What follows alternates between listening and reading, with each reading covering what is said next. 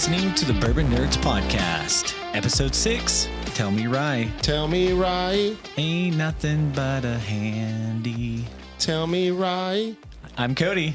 I'm Garrett. And we are the Bourbon Nerdz. What's up, Cody? How's it going? It's going okay. I've been watching my fantasy teams in the championship in 3 leagues, and we've got some close ones. Oh, he's over here bragging because he's in 3 championships. No, I'm not, big baller over here. Not bragging, just we have a guy who's like in 80 leagues, and he's like, "Oh yeah, I made like 7 finals." I'm like, "Bro, that's not good. You're trash. You just not play as many fantasy leagues." That's terrible. But we have an exciting episode, a little ahead of schedule, and we have an exciting guest with us. Go ahead and introduce yourself there. Ty Sims. I'm a bourbon collector.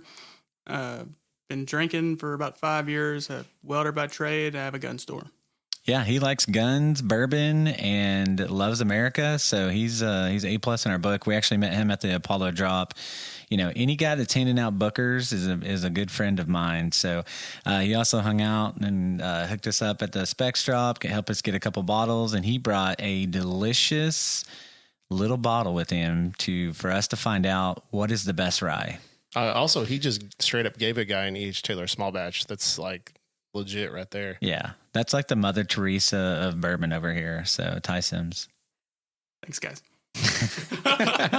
All right. Well, we've got a banger of a battle whiskey. We're in our whiskey wars today. We've got a Thomas H. Handy, which comes as a 2022 release, 130.9 proof. And yes, I'm sorry, we're going to drink some allocated bottles. So just sit down and relax and enjoy. Not just allocated. These are like unicorn level bottles. So not to brag, but we're over here drinking good bourbon. Garrett, do you believe in unicorns? Only in my dreams. Well, we're drinking 2 unicorns right now. So it comes at 6 years, 4 months, and Thomas H. Handy is the best rye I've ever had. And since I met Ty, he has been talking nonstop about this 2020 release, which I never was able to lay my hands on one. And just to give a little bit of respect to Jack Daniel's ryes in general, I think that one of the best values on the market is their Jack Daniel's single proof. Single barrel proofs. Yeah, I haven't even been drinking yet. Yes. What's really crazy is I saw a YouTube video not long ago, and they had one of those on the shelves for $250, and I'm like, do they realize this isn't like super rare? Yeah. I don't know if some states just have issues getting it or what's going on with that, but yeah, I thought that was pretty interesting. That is very interesting, because you can find these at Specs all the time. They have Specs picks and everything else. Yeah, it just kind of blew my mind. I'm like, are they sure they have the right thing?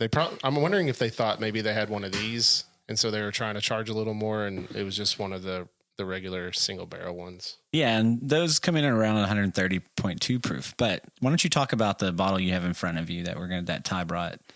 How about I let Ty introduce this one? Yeah, Ty, why don't you talk about your bottle? He talks about this one a lot, so I want him to. So earlier on in my rye whiskey and bourbon journey I've had, as I was full swing getting into things, Jack Daniel's put out a release in 2020 called the Jack Daniel's Single Barrel Special Release Rye.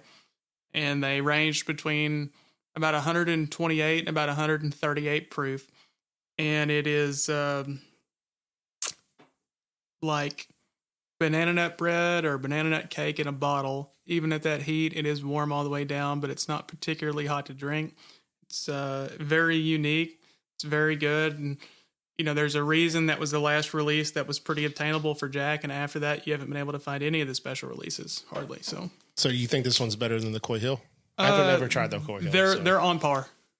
Oh yeah, everybody really loves the Coy Hills and very sought after bourbon. So yeah, so the Thomas Handy, I get honey, raisin, deliciousness.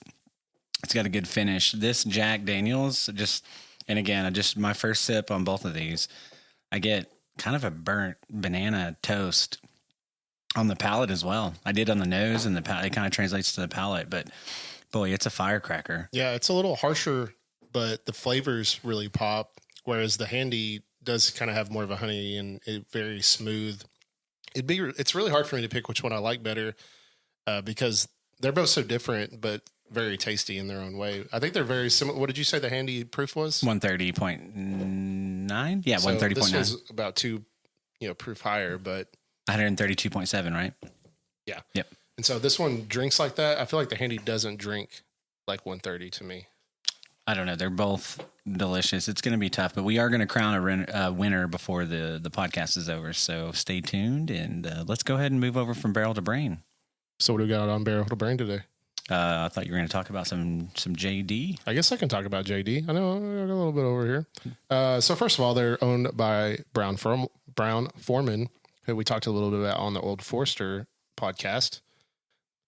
They're the oldest registered distillery. They've been around since 1866, which a lot of distilleries try to dispute that, but Google said it, so it must be true. The highest proof was 96 until 96 is what Ty was telling me. So I thought that was pretty interesting. Do you tell me a little bit more about that? So they didn't get into offering higher proof offerings until after the 97 silver dollar special release they did, which was 100 proof. And since then, some of their special releases have kind of gone up. And then since about 2008 or 2010, they've started offering up to hazmat, like we've seen on Coy Hill, but even older than that, like the Blue Tag Heritage barrels they started back in 17 or 18 that come out from time to time are pretty high proof historically. Yeah, and that's interesting because when you go to a liquor store, a lot of your higher proof stuff seems to be like your Jack Daniel's single barrels and things like that. I feel like so it's kind of weird that they were so late in, which I guess higher proof bourbon wasn't super popular until of recent. So yeah, and if you have either Jack Daniel's, the rye, and the bourbon, single barrel proof are outstanding, great bottles. I think some of the best values on the market. Also, so going back to Jack Daniel's a little bit, so they're not actually a bourbon, even though they could be considered a bourbon. But from what I've read, they're a Tennessee whiskey, and that's because of the sugar maple charcoal filtration that they do for a few days to mellow it out, to distill it before aging. So that's kind of an interesting thing. I'm sure that's what gives it its unique flavor, especially on like the 107 and stuff, or the old number 7, not the 107. His real name is not Jack Daniels, but it is Jasper Newton Daniel. His friends called him Jack. Frank Sinatra was buried with a bottle of Jack Daniels. He made them kind of popular back in the day because he really loved them. So I have a Frank Sinatra bottle. Yeah, I'm a huge Frank Sinatra fan. That's why the Sinatra Select exists. Yeah. But it was just a fun fact on there. No, that's interesting. That he was actually buried with a bottle of Jack Daniels. That's how much he loved it. I've got you. I don't believe that came out. Skin.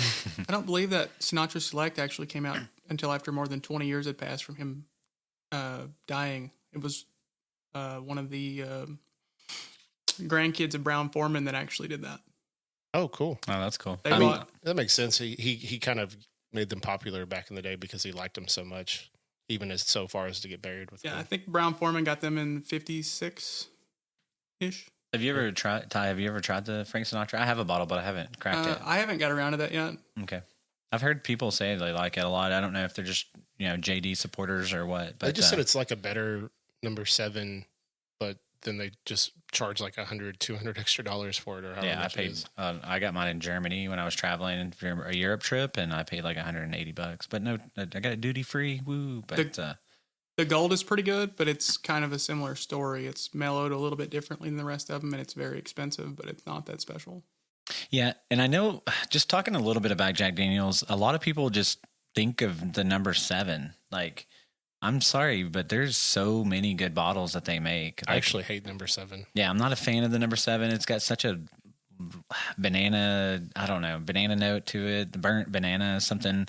Not in a good way. No, I don't. People always like Jack and Coke, and I always think the Jack just makes the Coke taste bad. Yeah, I'm not a fan personally. I know some people really do like that one. And if you're looking for a value pick and you like Jack, the bonded bottle I think is pretty good. I bought it on my trip to Barbados because there's not a lot of bourbon, and some of my friends like to drink bourbon because we can get rum like crazy in Barbados. So it's got like a s'more kind of, has that banana note a little bit, but it more like s'mores. I get a little chocolate kind of flavor to it. So I've enjoyed it. And again, these ryes and the bourbon single barrel proofs are just outstanding. And then if you can get a Coy Hill, I have not been able to. Sean Hunt, who friend, has helped me get some bottles. Mm-hmm. He's in Someone Say Whiskey as well. He said he got one. He wasn't able to get a second one, but he wanted to share with us. So we'll have to. That'd be awesome. Yeah, maybe we'll have him on the podcast. Yeah, I've actually never even seen it. I haven't seen it at like a raffle or anything, which is kind of surprising. I figured that would be one to put in a raffle. But I don't know. I was going to go back to something you said, and then I already forgot what that was. So I'll just move on to something that Ty brought up and I also found is that it cannot be sold in its county, which do you want to go on Yeah, that I a can little go off bit? about that. Yeah. So in Lynchburg County, Tennessee, even though Jack was opened there in either the 1850s or 60s, I don't remember which off the top of my head. 1866 is Yeah. what it says. It's been a dry county since then, and the only way to actually buy a bottle of liquor in that county is to have a commemorative release from a distillery, and they're allowed to buy one bottle.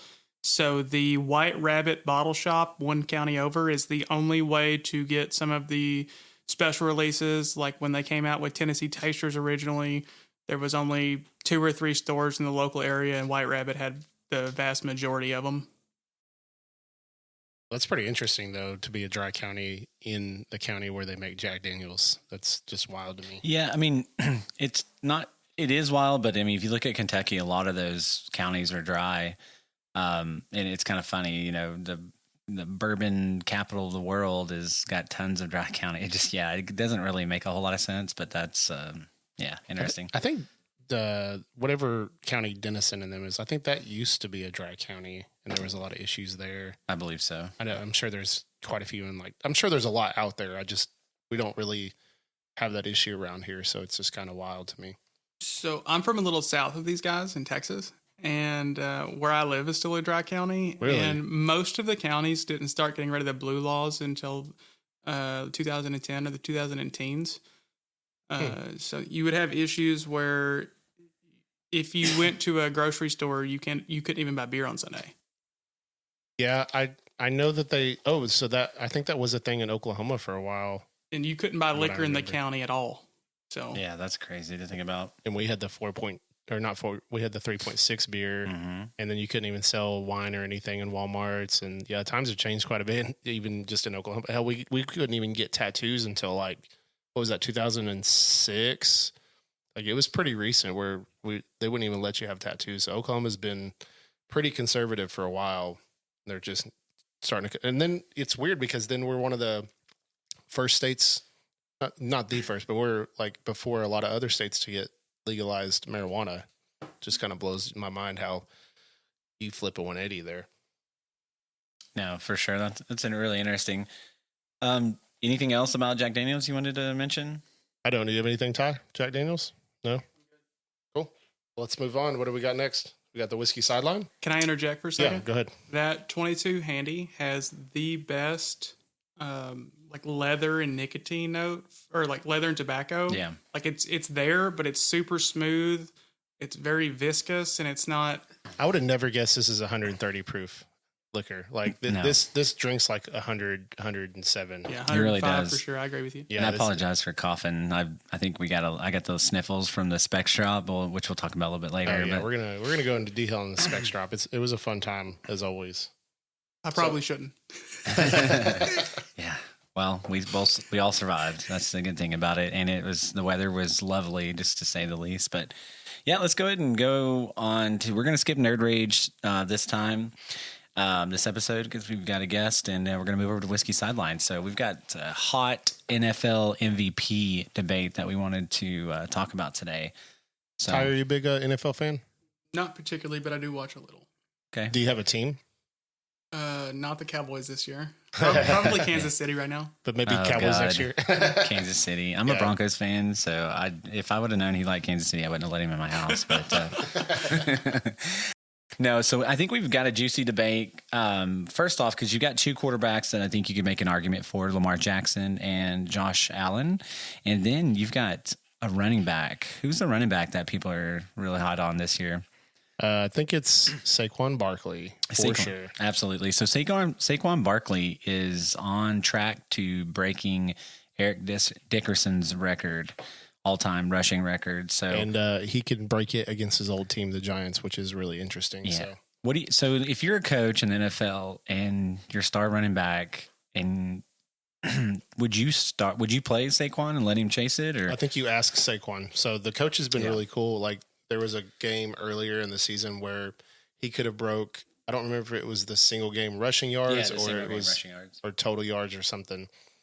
and he asked him, you're like 20 yards away from this. Do you want me to leave you in the game so you can get it? And Saquon goes, no, let the young kids eat, and super humble guy. Saquon's always been very humble. So I think he's going to ask Saquon and see what Saquon thinks and see if Saquon really cares. I think the only reason that Saquon might care a little more is because he's going to be playing against his old team who didn't think he was worth the money. So I think this could go either way. It's going to be really interesting to see if he plays or not. Yeah. So where do you sit on, let's just do a little comparison with the quarterbacks first, because it's easier to compare. So Lamar Jackson has 3,955 yards. That's fourth best, highest in the league.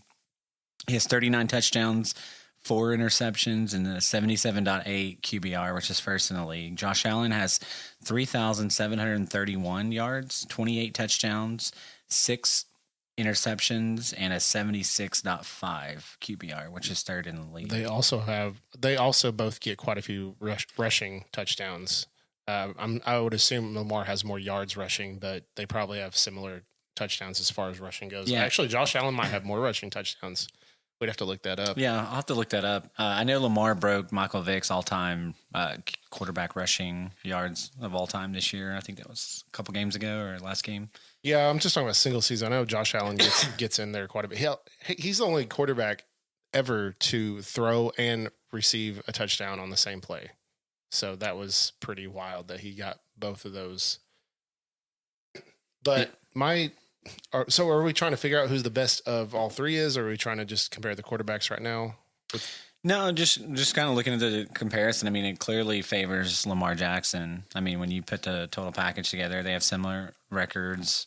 Yeah, just Buffalo's record's a little bit better. It does, but at the end of the day, I feel like Josh Allen is the most valuable to his team.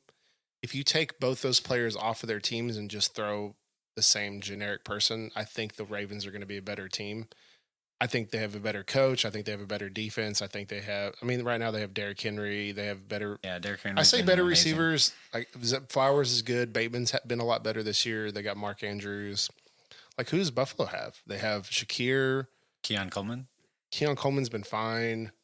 Who's the tight end? Dalton Kincaid. And James Cook's pretty good, but James Cook's been really good. And the Buffalo's defense hasn't been super great this year. They've been okay. They've been injured though. They've got a lot of people hurt off and on. So I don't know. I just think Josh Allen's been the most valuable to his team this year. So if I had to choose between those two, I would go with Josh Allen personally. I think stat wise, you have to go with Lamar because he's having a better season, I believe, than his other MVP season. Was he MVP last year?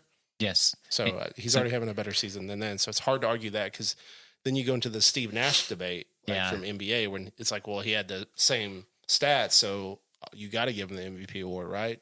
Yeah, I mean, he's having his statistically best season ever, Lamar, and Lamar's a 2-time MVP. So we'll see if they can win in the playoffs. That's the whole thing with the Buffalo and the Ravens is they're so good in the season, but neither one of them have made the Super Bowl. Yeah, so when you think about the MVP in any sports, you kind of go back to the Michael Jordans, the LeBrons, players that could have probably won it multiple years in a row that just haven't been selected. Yeah. So, it's interesting. Do you give it to Josh Allen or, I mean, if Saquon breaks Eric Dixon's record, to me, I think you have to give it to him. They just don't love on running backs enough. And that's the whole debate with why they're not getting paid. And a good example is almost every single running back who moved to a different team this year just blew out of the water how they were last year. Like Derrick Henry, Josh Jacobs, Saquon. I just went blank there. Okay. With Saquon. So those guys have had statistically better seasons than they did last year. And it's just like, pay those guys. If you pay them the money that they deserve and you put the right stuff around them, they're going to be successful. And they're going to be one of the key parts of your team. Like, I don't know why people don't. I know running backs don't last as long as receivers, but I think they still deserve, a good payday. Yeah, for sure. But I guess at the end of the day, they don't want to run into a Todd Gurley instance where they do pay them or a Zeke Elliott and then they just kind of flounder. So I don't know. I think that has to do with the person. I mean, Todd Gurley can't help the injuries, but Zeke could help a little bit more what he did. Yeah, so let's talk a little bit about Saquon Barkley. So he has 345 carries, 2,005 yards, 13 touchdowns, and an average of 5.8 yards per carry. Only 13 touchdowns? Yep. I mean, I know that's a big number, but it just seems like he scored more than that. So that's kind of surprising. I think that's rushing touchdowns. I don't think that includes. I don't think I wrote down. He might have only got it a couple of receiving touchdowns. Yeah, I need to double check that. But Eric Dickerson's record is 379 attempts, 2,105 yards. So he's literally like 100 yards away. Oh, wait. No, sorry. Yeah, 105. So, yeah, he's literally like 100 yards away. That's crazy. I say he goes for it, but he's a humble guy, and he knows that that they're going to need him in the playoffs. So I could also see him saying, nah, it's not a big deal. But then I could also see him saying, screw the Giants, I'm going to play. Yeah, that's true. So we'll see. That's a really exciting, interesting thing. I'm really excited to see. I hope he breaks the record. I think it's a great debate. Ty, you got anything to add to that or anything? No? Okay. That's fine. I think if Saquon breaks Eric Dickerson's record, I think I would give him the nod. I think that's just history. Like that's something that milestone in running backs, like you said, just get overlooked. I would lean towards him, but I wouldn't mind. I wouldn't be upset if Josh Allen got it. Lamar clearly statistically deserves it, but he already has a couple. So, I think it's a hot debate. It'll be interesting to see what happens. We may revisit this topic as this gets probably a lot more coverage over the next few weeks. So we'll talk about it more when the playoffs come around and see if whoever does win deserves it or not. Yeah. And also really quick. So I finished my stuff here and cause Cody's slacking over there. I'm enjoying these. I might offend Ty, but I have to go with the handy. Now I really like this Jack 2020, but I don't know the handy just, I don't, there's something about it that I just prefer a little more. And I do really like this Jack. It's nothing against the Jack. There are different batches of that Jack, and I'll tell you that is probably the most acetone forward one I've had. I've already discussed leaving that one with y'all for y'all to share. I'll tell you I'd come back to it in about 2 weeks because they're usually far more fruit forward. And that's super cool of you to leave this with us because I would never ask anyone for like a gift or anything like that. So yeah, we really appreciate that. Heck, I'm sitting here drinking his handy, Yep. We'll share our bourbon too. We got more. No problem with that. We definitely got more to drink. So I'm leaning towards the handy. I'm not ready to crown a winner yet. This Jack is getting better after every pour, but I agree with Garrett so far. So, but I will give you my official review here as we continue later down this. Did you want to talk about anything else? I've got something spicy to talk about. Overall. I just wanted to mention that I just want to talk a little bit about bowl games. So there's a lot of bowl games right now, and none of them really kind of stand out. Some of the games are cool, some of the games are whatever, but you have like the superpages.com bowl but I just want to say the Pop-Tart Bowl was really freaking cool. Like these guys dressed up as Pop-Tarts going out there and just acting a fool the whole game. They're like trolling people in interviews and they're going into toasters and they're like having dance battles. I'm like, that is the bowl. And then the game was good. Yeah. I'm trying to remember who was playing in that game. It was Miami and Iowa State. Iowa State. And Iowa State won on they ran it in with like 50 seconds left. Like, so you have this really cool setup. You have this really cool bowl. They do a lot of really cool things. And then you have a really good game on top of that. That's entertainment right there. You can't ask for much more. Now, to be fair,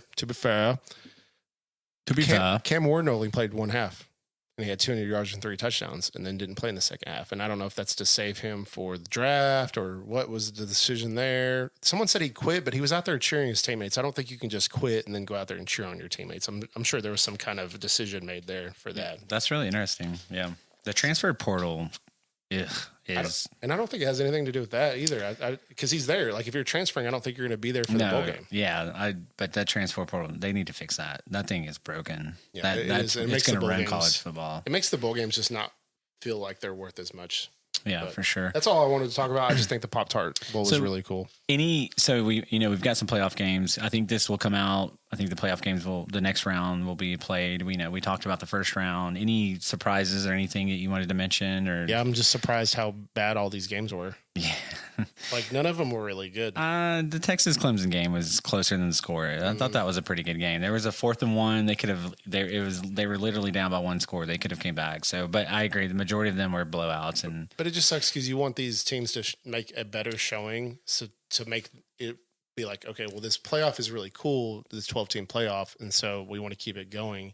But if these teams just keep getting destroyed, they're just going to go back to the 4-team or whatever. I think, yeah. So I think I'm gonna take back my prediction that Oregon's going to win. I think I'm going to switch over to Ohio State. I was super. Really? I'm still big on Penn State. I don't know. I really like Penn State. Penn State would look great. I mean, but they're going to lose, and people are going to listen. Like, I mean, when you're throwing pick sixes, 2 pick sixes, and picks in the. Penn State's defense is good though. No, their defense is saying, excellent. I agree, but I mean, I may be SMU, biased because they're my team on Road to Glory now, and I'm killing it. You're with super biased. 300 receiving yards a game. Yeah, so I think Ohio State they showed me a ton, like the throws that quarterback was making. Just they got star power everywhere, and they were spending, I think, millions. I don't know how much their roster is, a $20 million roster, but Penn State? No, for Ohio State. So I just was really impressed with them. Ohio State is very good. They took care of business. They barely lost to Oregon the first time. I think they're going to come back and get revenge, and I think they have a good shot to win it all. So I'm changing my prediction. Yes, call me whatever you want, bandwagoner, jumping ship, whatever. But I'm going not dark horse because I think their roster's too good. But yeah, Ohio State, I'm picking them. So we'll see how good because Boise State was the other team who was kind of one of those teams that they felt like shouldn't be in. So it'll be interesting to see how Boise State plays, and it'll be interesting to see how Arizona State plays. Yeah. I think Texas is going to thump Arizona State. But Ohio State and Oregon play each other. I know. I'm so excited about that game. I can't wait to watch that one. So before we move off of Whiskey Satellite, I wanted to talk about the Mavs-Suns brawl that happened. If you didn't get to see that one. So quite a bit happened in that game. Unfortunately, Luka left with a calf strain. He's going to be out at least a month. Mavs are in a little bit of trouble. Yes, they've got a pretty deep roster, but so basically Nurkic had an offensive foul on that Gafford was involved with in like the third quarter. And there was some shot exchange. So Nurkic runs up to Najee, like basically slaps him upside the head. Najee Marshall punches him, knocks him down. Like, dude, he smoked, clean clocks him. If you haven't watched that, you need to go back and watch that. It's pretty entertaining. But unfortunately, all 3 players were ejected. What I thought was interesting was Najee Marshall had the highest suspension. He had 4 games. Nurkic got 3-game suspension, and PJ Washington, and apparently he was instigating standing on business, which I love that. If you haven't seen that whole standing on business thing, it's like my favorite. PJ Washington, mad respect, man. I'm a big fan of yours. I think it's ridiculous. So, which I'm a big hockey guy. So, of course, I love watching people fight. Yeah. And in hockey, you go fight and you get a 5-minute penalty or whatever.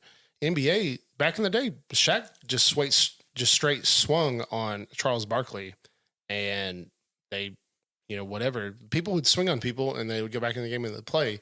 Now you throw a punch, you get kicked out of the game, you get suspended, and I don't know if that's caused by the Ron Artest thing where he went up in the stands. Do you remember? You guys remember that? The Malice of the Palace? I was at Oklahoma State, and I remember watching. I was like checking on my fantasy football team, and I remember talking to Lance English and was watching that game. He's like, "Dude, are you watching us?" Like, "Yeah, I've got it on," and just fans brawl. Oh, I'll never forget that. Yeah, that was nuts. That was the craziest thing one of the craziest things I've ever seen in my life. But I'm just like, let players scrap every now and then. Like, whatever. Sometimes they need that frustration to be let out. Yes. And I couldn't figure out why. Why did Najee Marshall? But I read the article. The NBA stated that Najee Marshall attempted to engage in a hostile manner after the game in the locker room. So I think that's why you got the extra game suspension, because Nurkic clearly instigated slapping some dude upside the head. You slap me upside the head, I'm gonna swing at you too.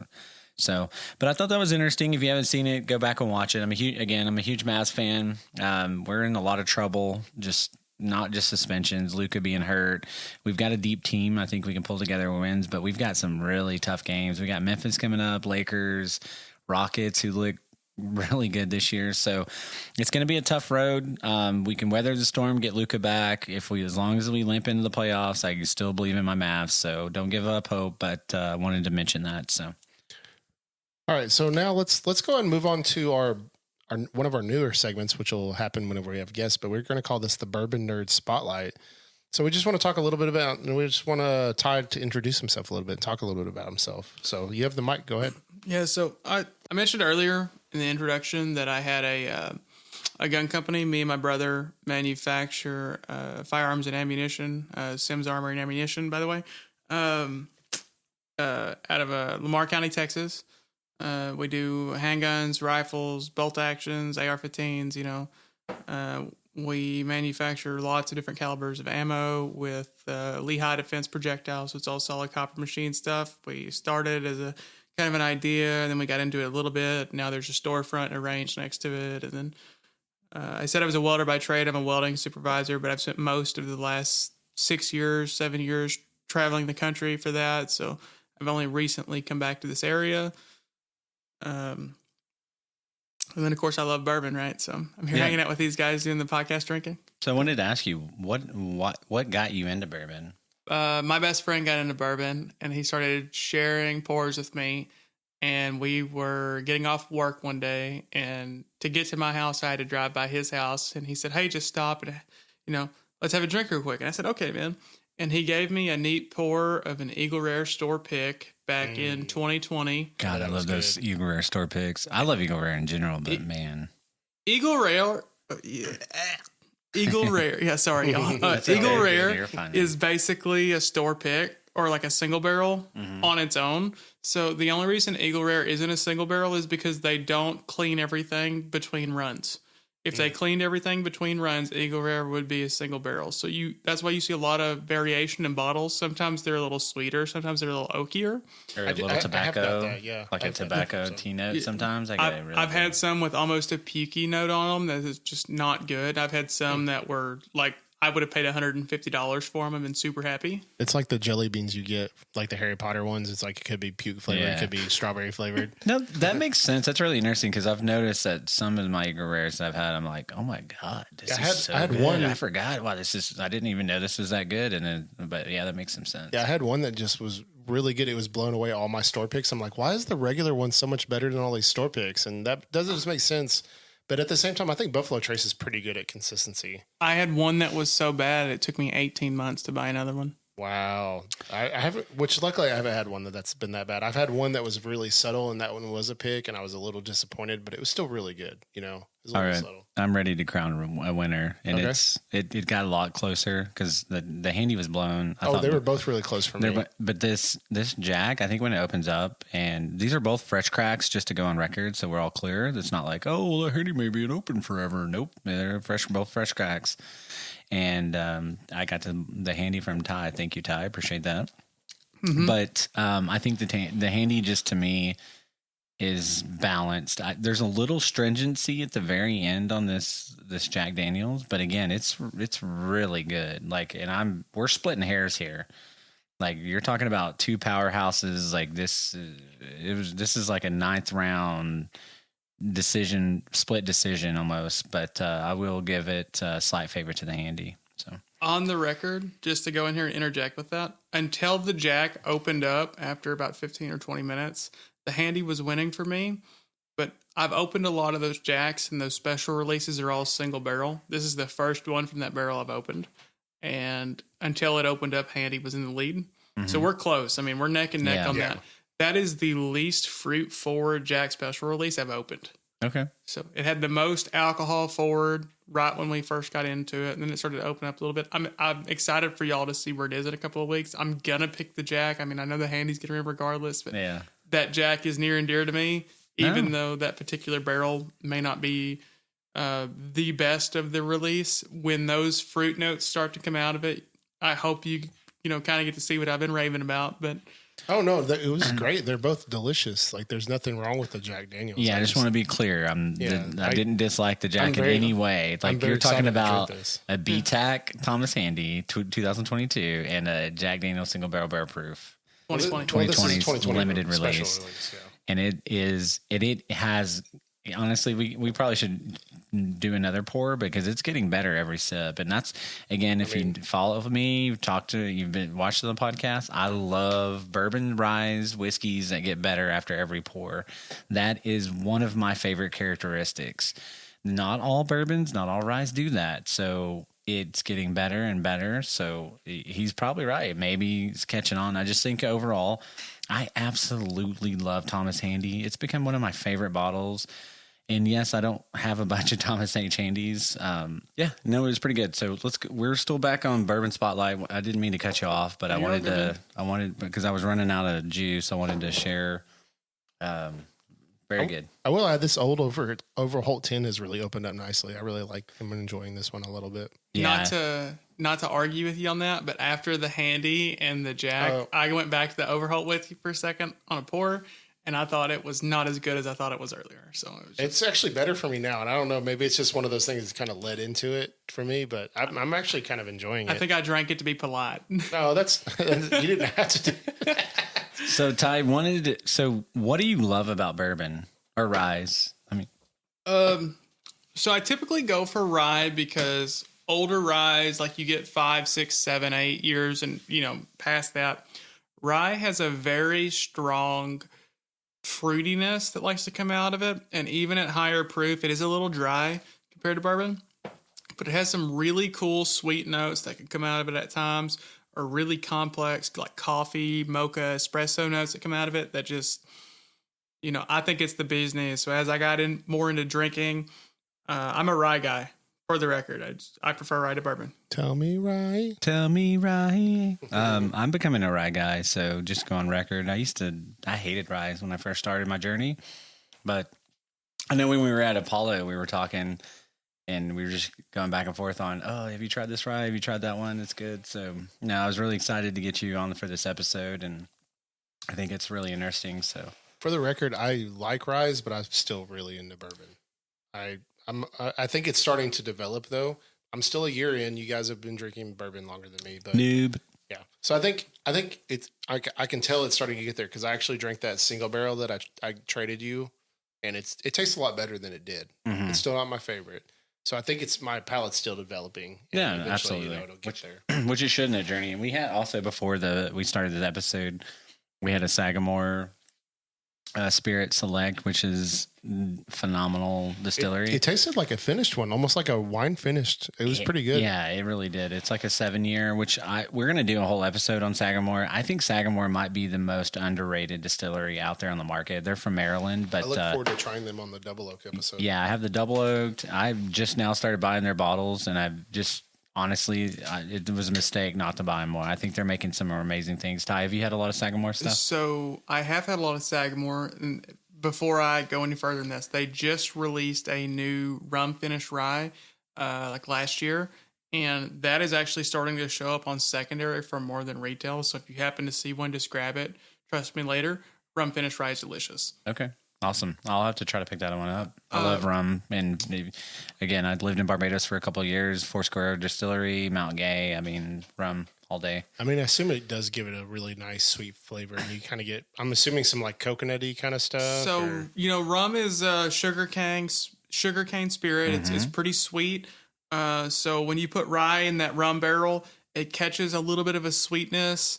Not that some ryes are pretty sweet, some aren't, but it gets sweetness. But also rum is very heavily spiced, and the barrel keeps that. Yep. So it makes a very, very, rye is a little spicy on its own, but typically more like a baking spice way you'd find it in food, where rum is just on another level. But the rye will pick up that rum spice so well, it makes a very complex pour. Yeah, it sounds like a match made in heaven, honestly. Yeah, I've had some crazy rums. When I was not this year, but last year around Christmas, I had to go to Barbados for a work trip, and I got to do a rum tasting, and they had brought over rums from all over the Caribbean. I can't remember what all. We tried like 15 different rums, and one of those it was like a bottle share.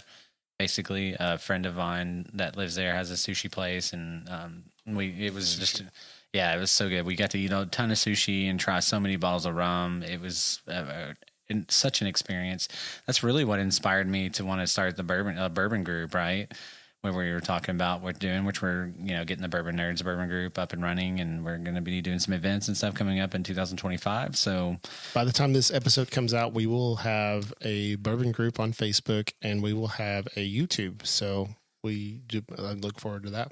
Yep, absolutely. And we will be starting our videos very soon. And we have a couple out on TikTok. I actually I went ahead and posted the Peerless Toasted versus Double Oak side by side, which I was kind of surprised with because I thought I liked the Toasted more, but the Double Oak really kind of stood out that day. Yeah, and if you like Double Oaked and toasted stuff, you should stay tuned to the next episode. But go ahead, Ty. Can I make a quick rum recommendation? Yeah. Yeah, absolutely. Florida Canya. I don't remember what country it's from, but Florida Cognac does a bourbon barrel aged rum anywhere from like 4 years to 15. I drink a lot of the 5 and a lot of the 12. And even the 12 is just like $40 at your local liquor store. But it's a 12-year-old rum. Yeah, it's super dark, 90 proof, super smooth, a little sweet, not quite as sweet as the younger stuff, but it is really, really good. It goes down like water. I mean, it's like drinking ice cold vodka. It's so sweet. Well, when you're used to high proof bourbons, I bet it is. Yeah. For sure. So when I lived in Barbados, Mount Gay XO, was extra old, was my kind of go-to bourbon. Now that I've gone back, so Dorley's has a 14-year-old, which is a 4-square rum, and it's now my like non-special release super unicorn bottle. But Dorley's 14 is divine. It's so good. It's delicious. I can't wait. I was going to buy a couple bottles and the last time I was coming back from Barbados, but their credit card machine was down. I didn't have any cash on me. I was so upset about it. But I'm going to Barbados in January for a trip. I'm going to do a double St. Lucia Barbados trip. Yeah, woe is me. Sorry, it's a work trip, but. I'm excited to pick up a couple bottles of that, and I'll let you try it once I bring those back. So yeah, I haven't been into a lot of rum. I used to just do a lot of rum pineapple. I love rum pineapple when I used to, drink at the bars back in the day. But yeah, you don't like pineapple juice? No, I love pineapple. I just like it. It's like they just mix really well to me. They do. I guess if you're gonna drink a cheap, but you're gonna drink a cheap rum. You don't need expensive, nice, delicious rum that you would choose. It's just like bourbon. You're not gonna mix pineapple juice with a $high bourbon. I'm not saying you couldn't. I don't mix bourbon with anything anymore. Personally, I don't. I have stuff at my house, but I just don't. I just drink everything neat now. I just can't do cocktails or anything anymore. Personally, I do.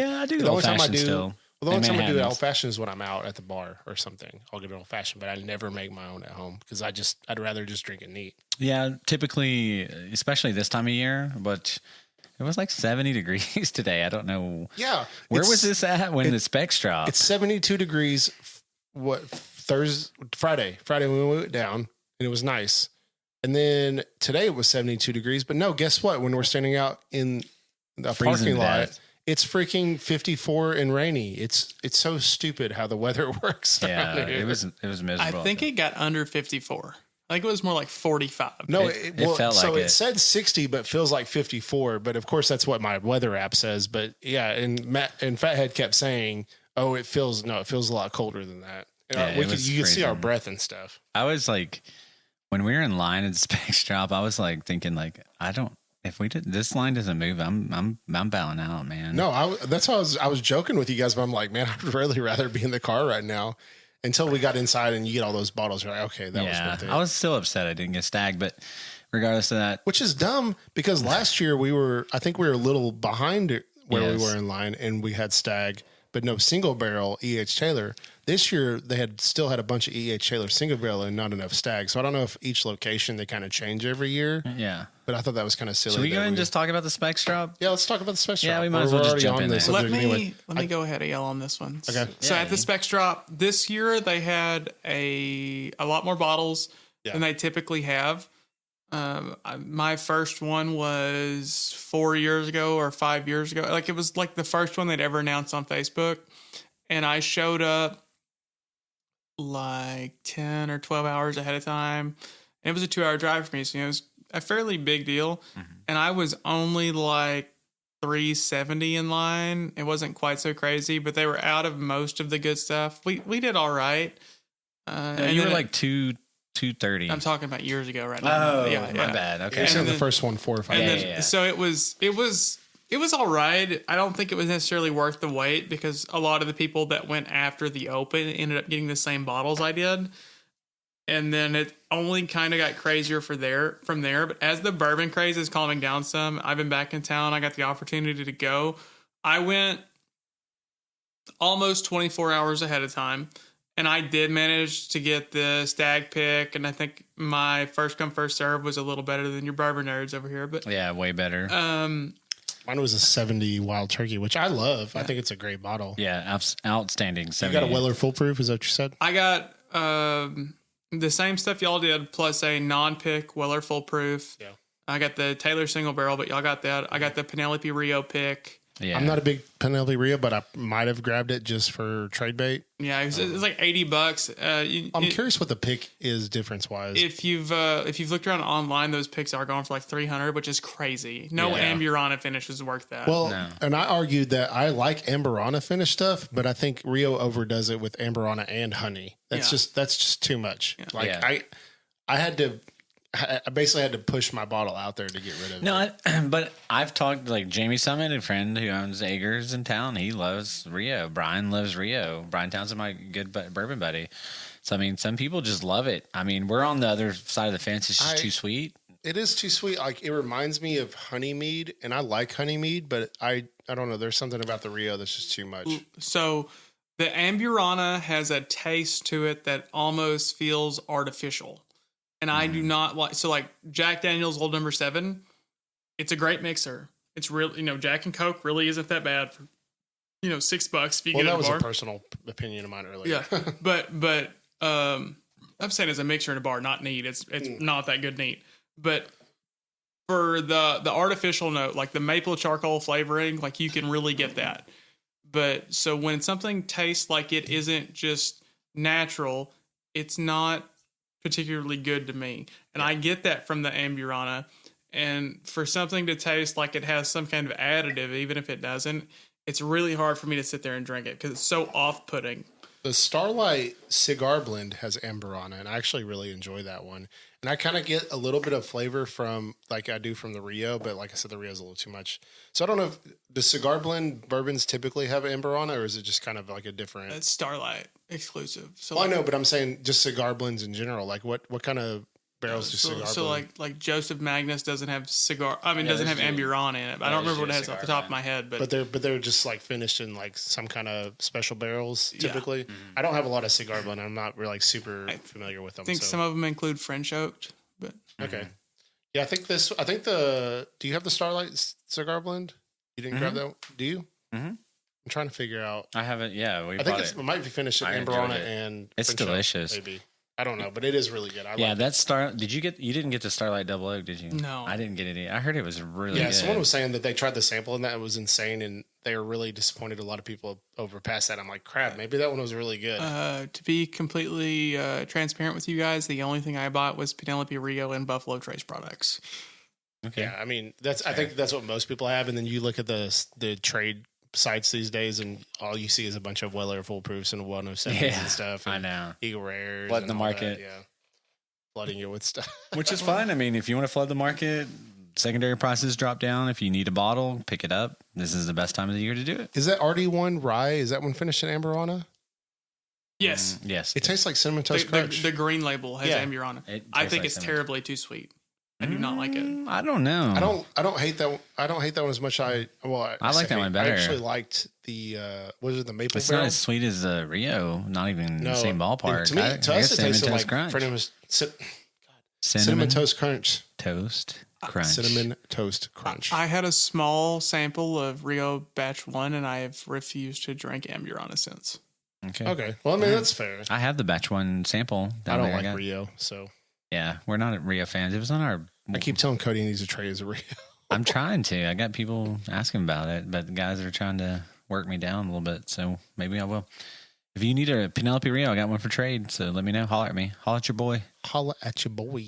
All right. What else? You mentioned. Did you talk about I want to talk about guns, man. 1 second, man. Let me interject real quick. Yeah. That Jack does not taste anything like it tasted when we first opened it. No, I think it's opened up so much. It's good. The alcohol is that burn. It's still there on the way down, but in the mouth and in the upper throat, it's gone. It's getting more buttery. It does have that long finish I look for. So that's an accurate depiction. It's really good. I really appreciate you bringing this. That was really awesome. And I'm very blessed to have tried this. We're gonna drink the crap out of this bottle. I promise you. When we first opened it, I was a little concerned because I was, I mean, on the record, all the bottles I've opened in the past had red ink on them. That one has black ink. So obviously that must have been a different barrel. Somebody else was working that day and that's the color of the pen they had or, whatever. It's starting to smooth out though. And I'm standing behind my decision on that one. The finish blows the Thomas Handy out of the water. I had a sip of that a second ago, 15 50 seconds, a minute, something, and I can still taste it on my tongue. This is like two Tennessee bears hugged me after I drank a little drink of this. You know, you call it the Kentucky hug. What kind of bears are in Tennessee? Black bears. Yeah. I believe. I don't know. I mean, it's not polar bears. They're not. No, I did watch Red One though. We didn't do any, but we'll talk about that here in a second. Their periods attract bears. It's the menstrual cycle. No, I'm just joking. All right, sorry, women, if you're listening, we love you. We appreciate everything you do, and yeah. What else we got? And your periods attract bears. No, calm down. All right, let's talk about some guns. We're going to shoot guns here in like a month or so. I actually shot guns when I went back to the river. And I wish I had more information on the guns I shot, but it was really fun and I had a good time and I destroyed some targets. I love my right eye is really bad. Yeah, and somehow I was still hitting the targets with it. Yeah, so they were really accurate. To talk about guns, and I've invited Cody and Garrett to come out to the range next to the store, which is, I mean, it's a little drive for them. It's probably going to be February or March before they get around to it. But yeah, I'm excited for it. Yeah, I have a store in Lamar County with my brother, and we have a range right next to it. I mean, you walk out the door, you can shoot.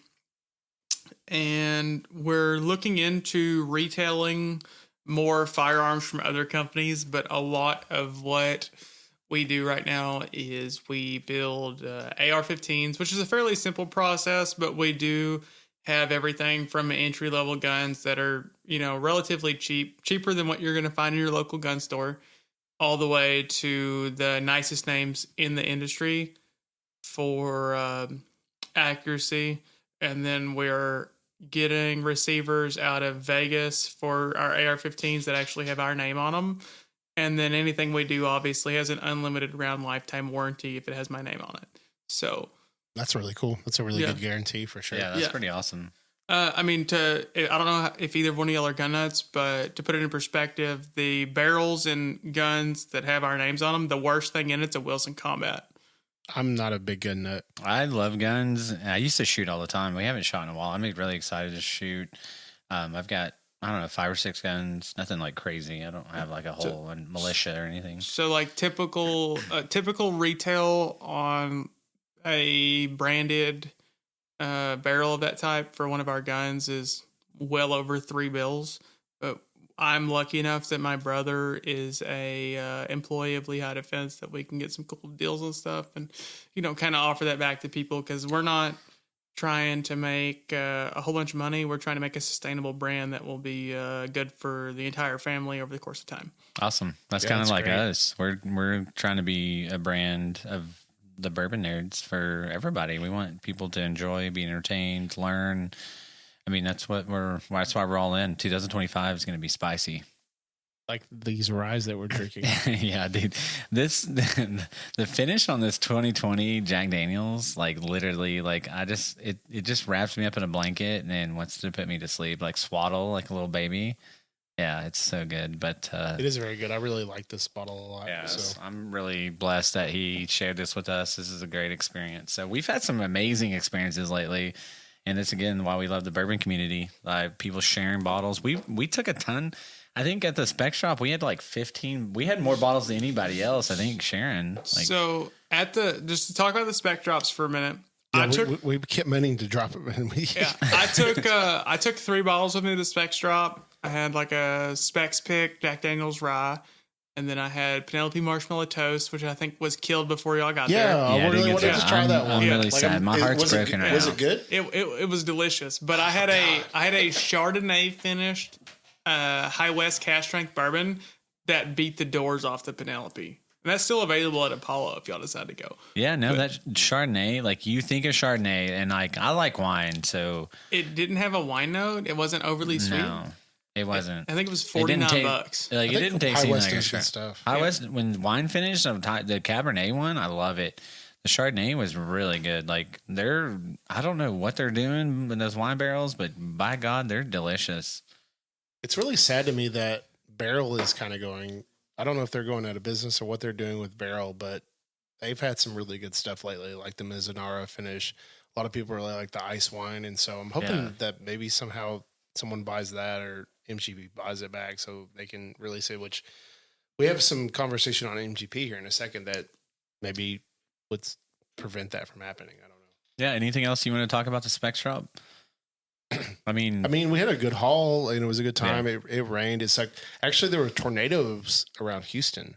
So it was a pretty wild, like, just imagine standing in that parking lot and a tornado comes. Yeah. I really appreciate Theron just coming at the, like, in the home stretch. And saving you. Yeah. Literally putting that, because we didn't bring a poncho, we didn't bring an umbrella, and he just put his umbrella over me. He's like, man, you need some help. I'm like, yeah, thank you, brother. Yeah. And the water was going through my boots at that point. I'm like, yeah, at that point it sucks. I had my black and white Nikes on. They were soaking wet. My jacket, I didn't wear my rain jacket. I wore a different jacket, Columbia jacket. It was soaked. Does anybody know what the guy that got the golden ticket ended up winning? I've got a golden ticket. What did he win?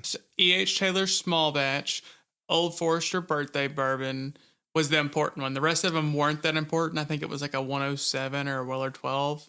I don't remember what the fourth one was. Did he get them as like a giveaway? They were free. They were free. For like one penny. Yeah. That's awesome. To be fair though, I do want to add, we tried the birthday bourbon recently. Overrated. I thought it was good. Overrated. I think the 1924 is better. The last one I drank was like 22 birthday bourbon, and I thought it was the best thing that came out of that year. And I'm sitting here drinking Handy from 22, and I still think that birthday bourbon was better. Well, and I don't know which birthday bourbon. We might have tried the 23. I'm not sure which one we had, but it was thin. To talk about the Spec Shop for a second. Thinner than most people's skin these days. I did bring a few bottles to share, but I had a lot of fun in the parking lot. There's a lot of people from some of the larger local whiskey groups that kind of reached out and connected with me. But with Cody, for instance, I had a guy I was sitting next to that wanted to share Woodlet Purple Top 10 year.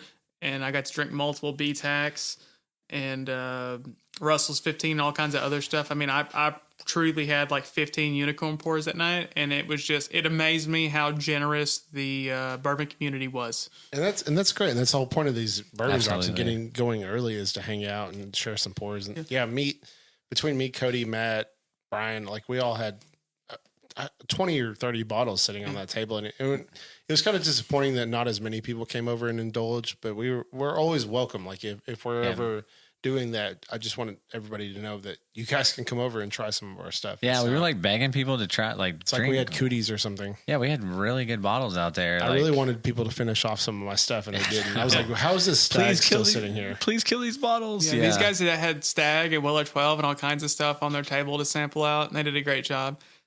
And they were fortunate, they had some people that weren't stingy with them this year, because I've been years where it was bad. And it was like, I'm going to hang on to my bottle and I'm not sharing because someone else is sharing. But this year, it was truly amazing. Just, because if I went to a bar and I tried to run up a bar tab, I probably would have spent $4,000 to drink what got shared with me in Specs this year. It was crazy. Yeah, that's the whole thing is like, I'm there for everything to get drank.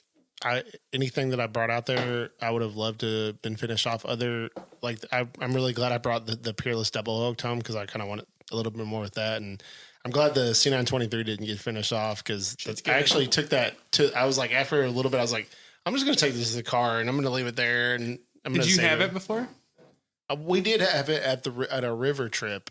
And I just had a little bit of pour after a George T. Stag and a Restless 15. So I think that kind of diluted it a little for me, but it's really good. There's also two different laser codes of C923, and the earlier laser code is very widely accepted to be the better of the two. So, and that the one you got, I did look it up. It is the better laser code of the two. And I appreciate that. It is very good. Yeah, I had a pour of it too with him. Opened it after he opened it. After I gave it to him for basically retail. And which is really cool. You can't find that one anymore. No. It's not out there. They're $175.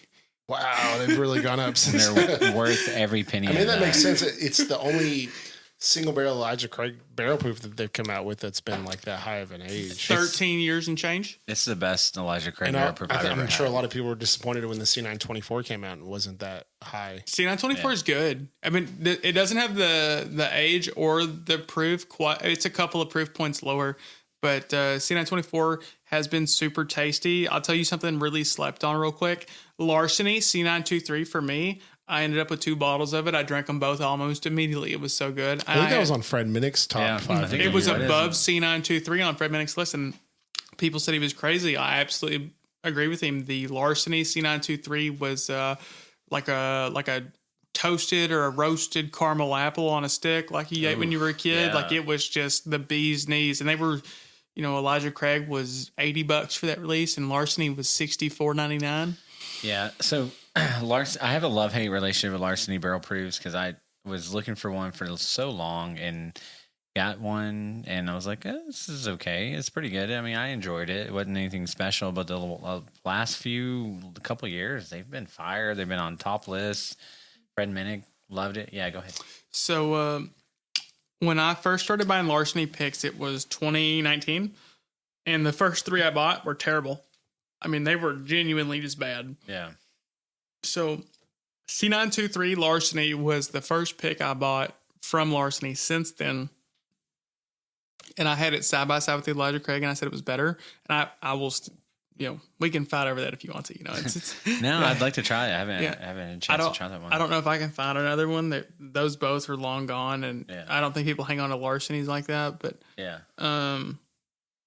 I'm excited to see what they come out with in the future. I had A124, I think they really, or an A224. I don't remember. The first release of this year was good. Do they age take the Larcenys like they do the Elijah Craigs? I don't know if it's on the bottle, but I know they do it on the website. And Larceny is typically younger, but it's also weeded. Yeah. Yep. Which I'm a big fan of weeded. There's nothing wrong with an older weeded. I don't know why they wouldn't make it similar to the Elijah Craig, but we got to try a pretty good weeder the other day that you traded for. Oh, the Maker's Mark Cellar Age? That stuff is good. Bro, I didn't get a sample of that. If the specs drop would have been on Friday, I would have had it there Thursday night and would have drank a lot more. I'm sure you would have. Yeah. 100%. No, I have no problem sharing it. A caramel brown sugar bomb. And the finish lasts for days. So I don't like any Maker's Mark. I haven't liked any Maker's Mark I've tried. Loved that one. It's one of my favorite bourbons now. It's so good. Yeah, like immediately, like I'm fixing to post some in search of to trade for that bottle because I was really hoping I got one in Smiths. Theron tried to hook me up with another one earlier and couldn't quite make the trade come through. Oh, he has one? No, he posted another group that he's in that was saying, hey, this guy was just looking for some BS like small batch or Eagle Rare, and I was like, well, offer this stuff and see if he takes it, and he didn't. Okay, so. Well, maybe I'll text him. Maybe I can get it. Yeah. If he can't do it, text me. Anyway, have you ever had the Cellar Age? I have. It's good. But to put some knowledge on you guys real quick, the Maker's Mark Stave Profile, which is a store pick or a local release to your area, depending on how that's done. Some states control that. They're on top of it. Maker's Mark Stave Profile, I've had picks that were straight chocolate cake bombs and were way better than Cellar Age for $70. So I have the Someone Say Whiskey one that's a Stave Wars, and I love Someone Say Whiskey, but it doesn't hold a candle. I've tried that one. I didn't like it. Well, I feel a little bit better about it then. Yeah. It's good. It's I'm saying this with love. It's the worst Someone Say Whiskey pick I own. There was a pick from a company up in Michigan called Novi Liquors that was called Chocolate Cake Bomb. That's what they called it. It was on the bottle, and it was chocolate cake in a glass with a 1.5 minute finish on it at 118 proof. It was a high one for Makers. That sounds amazing. And I don't know, maybe, and that's the thing. The same issue I have with Booker's is there's just so many things that get released, and it's like, which one do you think is good? And you can't buy them all, and I don't know. That's the problem with bourbon sometimes is you don't know, because there's a lot of boogers I've passed on because I'm just like, oh, it's $120. Did you say boogers or bourbon? Bookers. Oh, they said boogers. I was like, what? Boogers. Yeah, I hope you passed on those boogers. After all this bourbon, my boogers are probably high proof. I don't know. Hey, I still have I have a chapter 6 little book to the finish at the house still that I ended up with 3 of them, and I still regret buying it because it has like 3 malteds and a Kentucky straight in it, and it drinks super hot. It does have a little bit of a pancake note to it, but it's just not. It's not it. It's not it. Which is weird because they always say the little books are the best, the better of the boogers. Yeah, usually. So, Ty, if you're going to give a new newcomer to bourbon, because we hope to attract a lot of newcomers to bourbon to our podcast. What advice would you give somebody getting into bourbon? Don't just choose the allocated. So if you go to better stores and you can sample stuff before you can buy it, so you can try it, you can kind of figure out what you've got a palate through. So if you're willing to take, and this is going to sound a little crazy, if you'll take 6 or 8 hours of your day, depending on what state you're in, if they can do it, if you can go try 3 or 4 picks at each store and you can remember if it's a rye or if it's bourbon or if it's wheated or whatever it is, you can do that. Or if you can go to a bar, like if you have a good bar local to you, and you can try a wheater and you can try bourbon, you can try rye, and you do that a few different times and figure out what you like. I think that's definitely good advice, but also Buffalo Trace has become super allocated on a lot of their better stuff, and it's hard to get. You don't say. Yeah.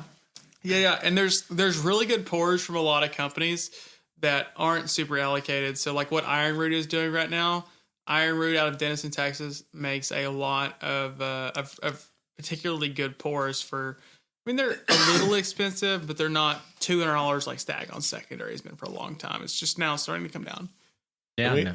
We actually have an Iron Root, what day was that? February 6th? February 3rd. February 3rd. Yeah. So February, we're going to have a cool Iron Root episode coming out. I don't think I told you all this, but my friend Daniel I met up with before I came over here, he went to Iron Root last week and managed to pull a hazmat pick. They still had hazmat picks left? They had 6 hazmat bottles that came out of storage, and he ended up with one of them. Maybe I can convince Robert to sell us one of those hazmats. I'd be okay with just trying one. I don't have to own a bottle of anything. It's true. That's fair. Maybe we can convince him to, because we're going to interview him on February 3rd. We're really excited.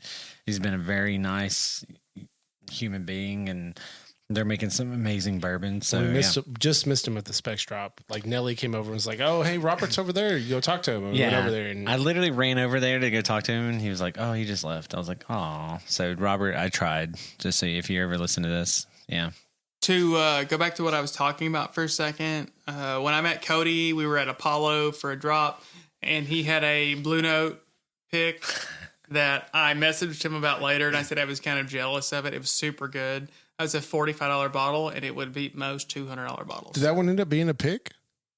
No, that was actually just a regular. Was it just a Blue Note uncut? It was. Yeah, I think he meant to bring the pick. I meant to bring accidentally brought the regular. Okay, one. so with that particular company, those are all single barrel strength. But he just had a really good one. Yeah, I told him I was jealous later on. It was super good. Yeah, he really did, and I shared it with a bunch of people. I like to Yes, sometimes I bring allocated stuff that people can't get, but I like to bring bottles that people are like, "Whoa, I've been bringing this Willet green label for your rye. I think this is a phenomenal rye. If you're getting into ryes, it's around $70-ish if you can find one. They're pretty hard to find. They're starting to pop up a little bit because I think people are sleeping on them, but it's a really good rye. We just had to take a sip of it. It doesn't compete with the Thomas Handy and the Jack Daniel's 2020 release, but it is a very good rye. Everyone's going to ask, where's the James E. Pepper? Why have you been bringing out the James E. Pepper?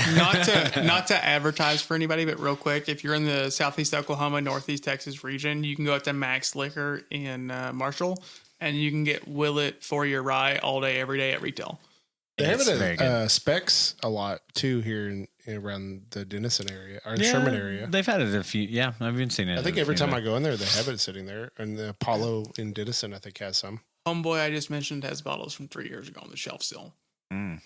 Dude, Grape and Grains had like an 11-year one? 11-year and then that's crazy. 7 or 9 year. I don't remember. I received a sample earlier today. I had a friend that picked it up from somebody out of Oklahoma for the Byron's 5-year Purple Top pick that just came out the release. It had a 5-year Purple Top? It was super cheap, and I put out a thing on WFT. I don't know if y'all know what that is or not, but I don't normally go for the younger Willet juice, but oh my gosh, is it just the bee's knees? It is so good. Okay, yeah, you can't go wrong with Purple Tops. And I haven't had a ton of Purple Tops. I've had some samples, and then I have the one from the Someone Say Whiskey, which is 101 proof 11-year, and it's delicious. It's outstanding. So good. It's really good. Yeah, one of the best picks. It's so surprising that it's 101 proof. Yeah. You know? If we end up doing this again, I'll bring you a 10-year. That's just right? Yeah. I think it's gone pretty good so far. So, well, we may have to do this again then. Absolutely. So, anything else on the Bourbon Nerd Spotlight? You want to, anything else? Any final thoughts before we move on to the next? Yeah, so if you're getting into bourbon, before you go off on Buffalo Trace, like I mentioned earlier, check out BR Distilling, which is Blue Note, Riverset. Mm-hmm. They have a new one. I can't remember the name of it is, but Boone County. Boone County is kind of hard to get, but if you're going through Tennessee, that is the only distillery that consistently puts out hazmat picks. So if you're traveling, go there, grab it. It looks like coffee. It's so dark, but it's super good. Detroit City Distillery. It's not all over the place yet, but I would say it beats Buffalo Trace most of the time. Okay. Beyond that, Sagamore. We drank some Sagamore earlier. Yeah, it's good. And it's a pretty unique company, but they put out a lot of good bourbon and good stuff. And I don't think you'll be disappointed with spending anywhere between $40 and $60 on a bottle for that. Okay, good. We appreciate it. Well, you hear it first from Ty Sims over here, so appreciate it. All right, well, that'll conclude Bourbon Nerd Spotlight. Let's move over to Pop Culture Pour. You've got a spicy topic to talk about today. So it's a little bit more out of the entertainment industry and more into what is going on in the bourbon world.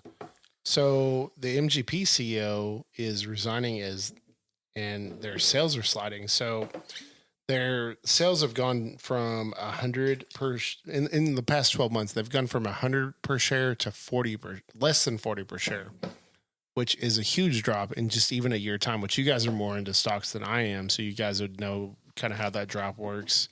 That's like a drop, like you're jumping out the window in the Great Depression. And it says, so their CEO will step down from the company's board of directors at the end of December.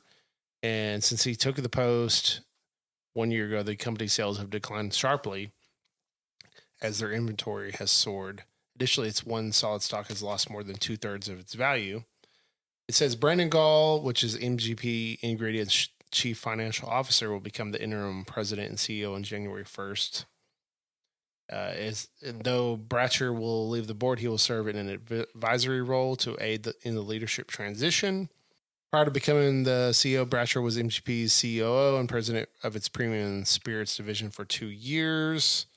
So, yeah, we can go more into this discussion, but I just kind of wanted to point out little facts there. But I think my question is, do we think this is going to affect the price of MGP and what they're shelling out? Because I know they're one of the biggest, distributors to other people to source their whiskey, and they bought Penelope and all these places. They charge a premium fee for some of their stuff, and so I'm curious what it's going to be with what they're going to do and how they're going to turn it around. Because if MGP goes out of business, where do people go from there? Yeah, I don't think they're going to go out of business, but it's like, do you slow down production to increase the price? I mean, I don't know. There's a lot to take away from that. I mean, a lot of people are sourcing. Do you stop sourcing as much and start producing your own bottles and doing more?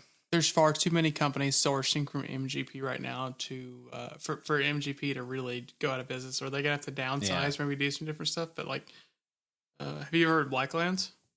I have not. I don't think Blacklands. Yeah. Pretty popular in certain parts of Texas, Northeast Texas company based out of Dallas. Rebarreling MGP, and they bought Penelope, but all of Penelope was MGP. It was always MGP. Yeah. No, I know, and the reason they bought Penelope, I think when they're buying Penelope, they can release a lot more interesting things. Yeah. And not be held down by, we're sourcing from, we own it, so now we can do some really you have a good brand. Remus has been owned by MGP since 16 or something. Yeah, and the last Remus was supposed to be really good. These latest Penelopes have been awesome. Yeah. I've had some bangers. Marshmallow Toast was super good. That 9 years on a lot of people's end of year list. Yeah, the 9 year. Really, we just had the 10 year, which I think is really good. I think we need to try to drink it a little bit more. We kind of did a rush pour about it. But I mean, I haven't had a bad Penelope product since, and honestly, the worst Penelope product I've had is probably the Valencia. The Rio. No, oh well, the Rio. I don't- Yeah, Valencia's not bad. It's just like it's one of those like dessert pours like you want ever in Blue Moon. Valencia's better than Rio. I don't think Rio's necessarily bad. It just has a note to me that feels fake, so I don't enjoy it. But I've been less disappointed by some of the Penelope releases I didn't like compared to other things that it's like they've never well and truly just put out something I hated all the way around the ball. So, with them picking up Penelope, I hope they can make some more money. You know, obviously they put out some great pours with Remus as well. A lot of RD1 is there. Kai Michi does some MGP stuff. Blacklands does MGP stuff. But I mean, I'm sure there's 40 or 50 companies that really release some stuff that has MGP juice. I would bet I would bet a lot of whiskey companies because you know you go and you would look at the shelf and you know Brothers Bond is MGP or you know you said RD1. There's a lot of them out there that do MGP and they do good stuff with it. Yeah, I know a lot of distilleries are doing more sourcing, but MGP is like the main one. So it would be really unfortunate if they went out of business. I don't think that's what's happening. I think they just had a bad year and they're trying for a turnaround. So Part of doing business, man. But Yeah, it's part fun of fact about MGP real quick, that is the only major distillery in Indiana. Okay, I didn't know that. Yeah. That's I mean, interesting. I honestly can't think of any other distilleries in Indiana personally. I promise you that was the only major distillery in Indiana. Yeah, they maybe I don't know. I'm not sure, but I believe you. I think they only have like 3 in total. Yeah, I think Where's that's their Starlight total out major of? one. Are they Illinois? I'm not sure. You have to look that up. I mean, Starlight does Yeah, while cool you're, things, but I think they source their stuff too. I don't. before that's we it, leave pop culture pour, I did want to talk about a juicy, spicy movie that I watched on Netflix called Carry On with Jason Bateman and Taron Egerton.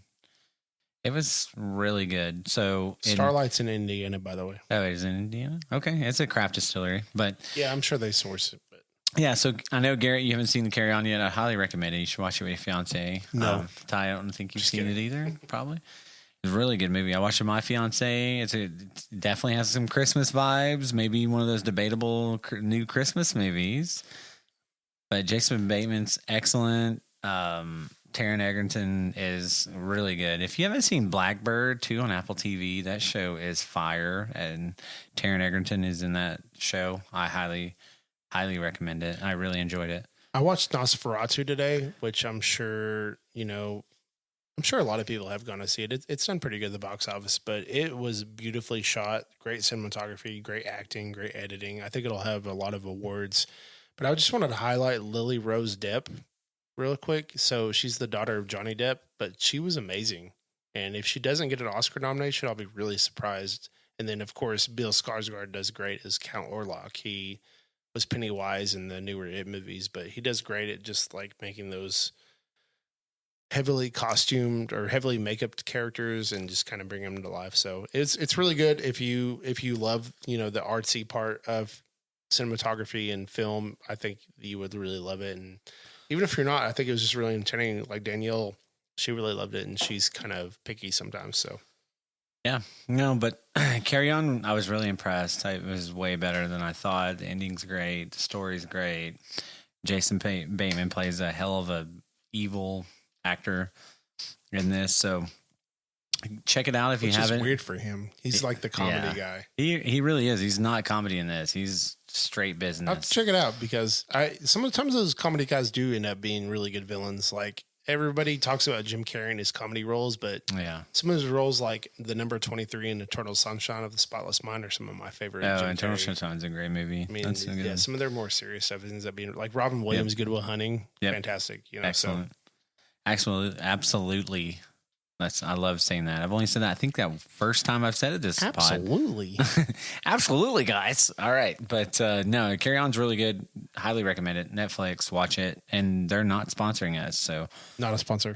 that's how, if we're talking about it on the podcast, that's how much I enjoyed it. So, and I think you'll enjoy it, watching it as well. So, and then if you're like a rye hater and you want a delicious bourbon tasting forward rye, Old Overholt. Old 10. The 10, or they have just have it released 11 too. Those are some really good options. I'm drinking the 10 right now, so It's made by very the good. Jim Beam distillery. Jim Beam if you're a family. Beam You fan. can tell it's a Jim Beam deliciousness rye mixed with Jim Beam. That's basically what it is, and it's fun. It's very yummy.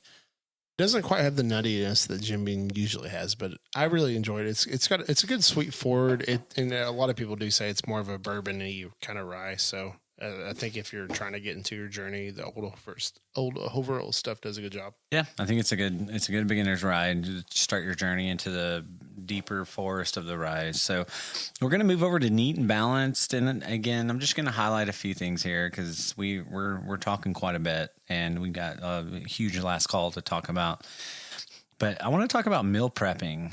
So this is one of the hardest and easiest things to do, and I know that's an oxymoron, but meal prepping is really important. If you really are getting ready for 2025 to be in your best shape, and think about your journey through fat loss and muscle building, and what is the biggest mistake you make? It's snacking, eating fast food, cheating, all the fun stuff that we've been doing on the holidays. But meal prepping can be such a benefit to you to prevent those things from happening. And it's not that hard to buy chicken, like buy 4 or 5 chicken breasts, split them in half, put them with a sweet potato, some rice. I mean, there's a lot. And if you're trying to get 180 to 200 grams of protein a day, which is really where you need to be if you're around my size and trying to build muscle. So meal prepping. His size. Yeah, my size. I'm just a small guy. He's not that big. No, He's I'm a not real that big. boy. I mean, Garrett's like twice my size, but I think I can beat him in arm wrestling, but we'll find out one day. Oh, I suck at arm wrestling. Don't do it. Okay. All I right. have big arms, man. You do Big have arm big people arms.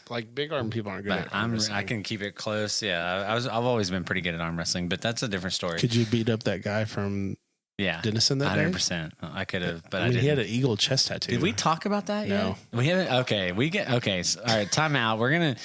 I'll get back to neat and balanced. We got to talk about this story. So Garrett and I were doing a little bourbon hunting, which we should have videotaped it, but we haven't been. We're going to start videotaping our bourbon hunting. And apparently he runs a red light, according to this I did not gentleman. run a red light. So to we be were- fair, To be fair, why would I sit at a light for 3 minutes and then why are run a you red yelling light? at me right now?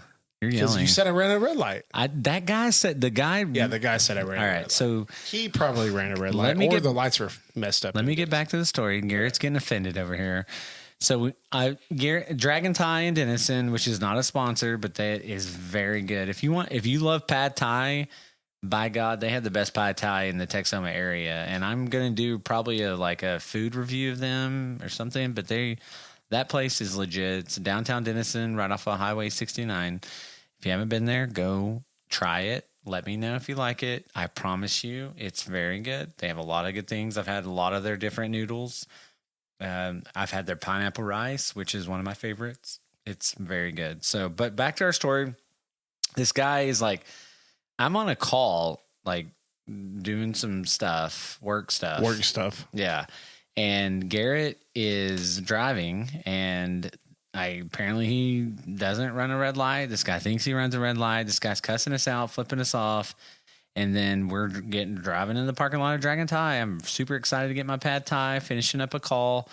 And this guy proceeds to drive in the parking lot, flips us off. They're just going to drive off and enjoy his day. He gets out. Yeah, I thought that's what he's going to do. So I saw him when I was pulling into the parking lot, because I'll give you a little firsthand perspective. So I saw this guy pull up beside us before we pulled in there, and I'm like, is this guy talking to us? I don't understand what he's doing. And then he pulls into the pad thai place. What was it? Dragon Thai. Dragon Thai. Yep. So I Denison. pull around to the side. And I see him pulling the parking lot. He's like throwing his hands up and yelling. I'm like, I think he's talking to us. But Yeah, I don't know. I'm I don't oblivious the know whole what's going time. on. So then I go and park, and then I pull up, and then so go ahead and continue your story. Yeah, so this guy runs out of his car. And it's just cussing us, flipping us off. You stupid piece of blah blah blah, beep beep beep beep beep. And so I'm like trying to figure out. I'm like, hey, hold on a second. I got to mute the call I'm on. And I thought he was going to like try to go swing at Garrett, but I guess we get out of the car. Garrett's pretty a big guy if you've ever seen him, and, and then we get out. So I think he second guesses it, but he kind of backed up a little bit when we got out. Yeah. He's sitting there cussing us out. I'm like, dude, chill out, bro. I'm like, what like, I'm sorry if you got stressed out, whatever. And I call him an idiot. That shouldn't have done he said, okay, I have my kid in the car. And I have a dash cam. I'm like, well, you should go watch the dash cam because you'll be in the wrong. Yeah. I didn't hear the kid part, but he did say that. I didn't see a kid. I went around the corner and I never saw a kid in the car at all. So I'm like, this guy's lying about everything. He just wants to fight. So I called this guy an idiot, and then he rips his shirt off. He looks like Jelly Roll's brother. Go ahead. What were you going to say, Ty? You're in the part of the country where, okay, God made man, but Samuel Colt made everyone even. Right? So, like, getting out and yelling at somebody in a car down here is incredibly stupid. Yeah, it really was, but he definitely did it. And then when I call him an idiot, he's like, "Oh, you're gonna think I'm an idiot?" Ripped his shirt off. He's like, "Let's go to the alley." I'm like, "Dude, I'm not gonna fight you. I'm not gonna get stabbed by some meth head in Denison. Texas. First off, I'm not gonna get stabbed by a meth head in Denison. Second off, I'm not going to fight someone over a red light mishap that I wasn't even driving and I was actually trying to do some work." But so I said, "We're going to go eat." And he said, "You could come eat something else." And I go, "Yeah, I bet that doesn't taste anywhere near what this pad thai tastes like." I don't know about y'all, but that's why I carry a government issued cordless hole puncher. Dude, I would have punched his hole so many times. We could have pulled out some guns and been like, some Pulp Fiction stuff and start reciting Ezekiel 23.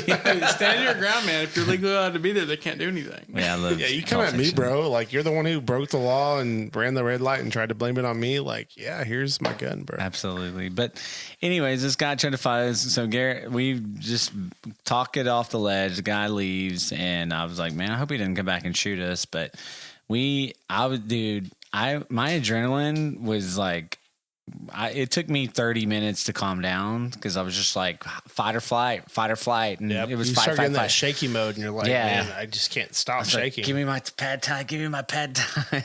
But water with lemon, please. That was an interesting story.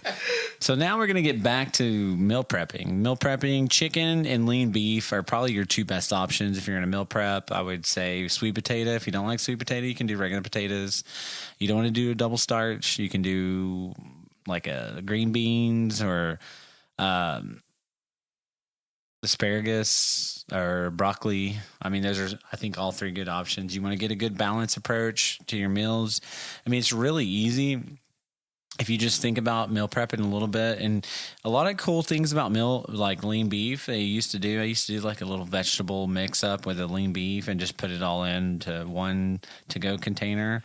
Highly recommend glass. Do not use plastic. Plastics are really bad for you. A lot of evidence pinpointing the causes of cancer is coming from plastics and water and things that we eat. But you can get glass containers off of Amazon. But I think meal prepping is really important. It's probably one of the most vital things if you want to be consistent, stay consistent on your diet, and really get enough protein on a consistent basis. So, but we'll talk more if you want to hear about meal prepping. I got some meals I can share with you that I make. Again, you need to measure them out, get a scale. It's very cheap, and make sure you get a balanced meal overall. A little bit about cigars. Do you know a little bit? I wanted to talk about the cigar that I had that was recommended to me at Specs. We actually smoked some cigars, and I want to know if you want to hear about cigars and recommendations with bourbon, because we could do a whole podcast over that. I would love. But I had a cigar, Olivia Series 5 Double Toro, 660 single. That was recommended to me. That cigar was $11.78 at Specs, and it was very good. We went in. I was thinking about buying the new Weller Cohibas because I love Cohibas, and they're like $30 a piece. I didn't realize they were. I might have misread the price. $30 for a cigar does seem pretty out of this world. No, it's not. They used to be like $9 for a Weller Cohiba. Yeah, but I promise you, that's what the price was. Charging a premium for them. I mean, the Pappy ones were 16. Yeah. Like the Weller one's that much more? Well, I feel like I'd rather have the Pappy than the Weller, though. I know, exactly. Because I grabbed a couple for us to smoke at his wedding, and hopefully they survive that long. But. I saw $30 on there, but regardless of that, he was like the Weller. If you want to keep it as a collector's item, it's great. But he's like, I got 2 cigars over here for you. So I mean, the box would have been really cool. The box was neat. yeah, but it was really nice. We all had a little cigar. I only smoked about half of it, but I didn't smoke very much, and then it started raining, and yeah, I'm not going to mess with this the anymore. good old rain. But So, Ty, do you have some cigar recommendations? Yeah. So, off the top of my head, anything Cuban, if you can get it, because Cubans are great. They did drop the trade embargo years ago, and you're starting to be able to get some Cubans on the market. Cubans are good. They do have a very unique flavor, but also Matador has a bourbon barrel finished aged Cuban that's like Booker's or anything that's like higher proof and kind of in your face a little bit when you drink it, but then it chills out and has the good notes. Like anything like that's gonna pair pretty good with a cigar. So if you'll go for that slightly higher proof and kind of just bridge the gap, it's pretty tasty. And also a lot of the Churchill cigars, yeah, those are good. I find those to be particularly smooth. They're not quite as heavy on the dark chocolate note that's in your face, like a Cuba Acid's a super common cigar, and it has that note, but it's not super overpowering or particularly bad or anything. And if you're just getting into cigars, Cuba Acid's an easy cigar to find. I think it's a particularly good cigar for like $9. It's not Cuban by any means, but it's done in that style and it's made pretty close by. I can't remember the country off the top of my head. Dominican Republic? It's not coming. No. Okay. I know from my experience, Dominican Republic and Honduras, especially Honduran stuff, is becoming really popular in the cigar. A lot of cigars are using Honduran tobacco in like a blend of their cigars. So I travel quite a bit to Honduras, so San Pedro Sula, but for work, yes. But yeah, I've really enjoyed them. Romeo and Juliet's I've been a big fan of. I've had some really good cigar experiences with that. A place in Sherman, Ash and Barrel, is a really cool cigar lounge. If you haven't been, it's downtown Sherman. I highly recommend it. I think it's really good. They're not a sponsor, but we're probably going to be talking to them about maybe doing some sponsorship or something. But yeah, they're really good. Go ahead, Ty. What were you going to say? Romeo and Juliet's are good. I smoked some of those when I first got into cigars, and it's a good cigar. That's not super expensive. The most expensive one might be about $15. Mm-hmm. Also, if you're in the Northeast Texas, Southeast Oklahoma area, there's a place in Paris, Texas called Rigby's Cigar Lounge that has a humidor that I promise you is bigger than your house. That's awesome. Yeah, I'll have to check that out. I used to work at a bagel shop as a manager, and I would give this guy, I think he was a Cuban guy, and he owned a hookah lounge, and I would give him discounts on bagel sandwiches, and he would hook me up with these really cheap Cuban cigars, and they were so good. And like the outside would have some kind of like sweet taste into it, and I don't know, they were just really good. So he'd give me like a box for like $60 or something. Yeah, no, we've had a few people request us to talk about cigars. So if you want us to, and again, I'm not going to talk about anything that I don't, number one, try or give. Like if I'm going to give you a recommendation, I have to try it and I have to stand by it.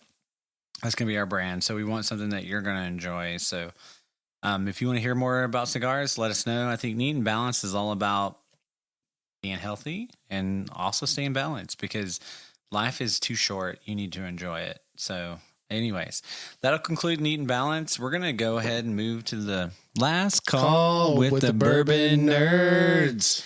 So I want to start this with one. I want to give thoughts and prayers out to the Robinson family. There was a tragedy that happened over the Christmas holiday that is just beyond words to describe and talk about. And I don't want to go into a lot of detail, but beloved Durant high school basketball coach had passed away trying as a hero to try to save his family. And there's a lot of things that are going to be happening over the next couple of weeks to support his family. And I wanted to take a moment to just let them know that we're praying for him. As soon as I heard it, I've talked to a lot of people that were impacted by it, that knew Will much more than I did. But regardless, we're praying for his family, and we'll do anything we can to help support him and his family.